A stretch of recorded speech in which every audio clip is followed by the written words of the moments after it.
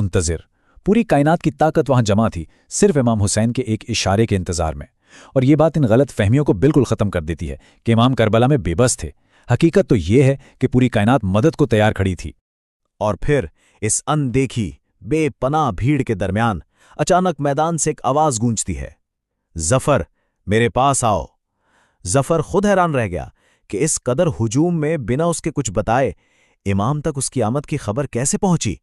लेकिन उन्होंने ना सिर्फ उसे पहचाना बल्कि खुद पास बुलाया। ये लम्हा इस कहानी का सबसे अहम मोड़ है। हिस्सा 5वां, द चॉइस ऑफ सब्र। यहां से वो गुफ्तगू शुरू होती है जो इस पूरे वाक़े का निचोड़ है। जफर के इन अल्फाज पर गौर करें।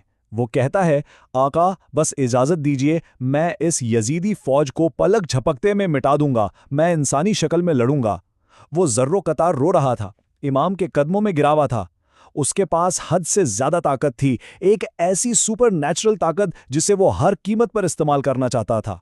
सोचिए, मदद कितनी करीब थी, सिर्फ एक हां की दूरी पर। मगर इमाम का जवाब क्या था? नहीं जफर, ये इंसाफ के खिलाफ है, ये अल्लाह की मर्जी है और एक आजमाइश है। मेरा दिल अब इस दुनिया से भर चुका है। ये वाकई दिलों को हिला देने वाले अल्फाज हैं। वो चाहते तो एक इशारे में मैदान का पूरा नक्शा बदल सकते थे, लेकिन उन्होंने उस गैबी मदद को लेने से इनकार कर दिया, क्योंकि उनका सब्र और उनका तवक्कुल अल्लाह की रजा के आगे मुकम्मल तौर पर तस्लीम हो चुका था। अब इस कंपैरिजन को देखें। एक तरफ जफर की पेशकश है, बेपनाह ताकत, गैबी मदद और दुश्मन की फौरी तबाही। लेकिन दूसरी तरफ इमाम हुसैन का इंतखाब देखें। एक ना टूटने वाला सब्र, अल्लाह की मर्जी पर राजी रहना और हमेशा के लिए दीन को बचा लेना।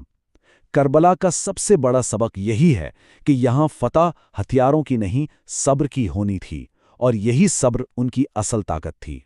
छठा और आखिरी हिस्सा, अ हार्ट ब्रेकिंग कंक्लूजन। इस अजीम और दर्दनाक फैसले का अंजाम क्या निकला? कहानी अब अपने आखिरी और सबसे तकलीफ-दे मोड़ पर आती है। जफर दिल टूटा हुआ वापस लौटा। जब उसकी मां ने पूरा किस्सा सुना तो उनकी आंखों से भी आंसू जारी हो गए और उन्होंने जफर को फौरन हुक्म दिया कि वापस जाओ और दुश्मन से लड़ो। जफर एक बार फिर अपनी फौज लेकर हवा की मानिंद दौड़ा, मगर अफसोस, जब वो करबला वापस पहुंचा तो सूरज ढल चुका था, खेमे जल रहे थे और इमाम हुसैन शहीद हो चुके थे। अब जरा इस मंजर को तसव्वुर करें। जफर करबला की उस तपती खून आलूद रेत पर गिर पड़ा। उसने मुट्ठी भर मिट्टी उठाई और बस यही आ करता रहा कि काश उसे ही अपनी जान कुर्बान करने के लिए बुला लिया जाता।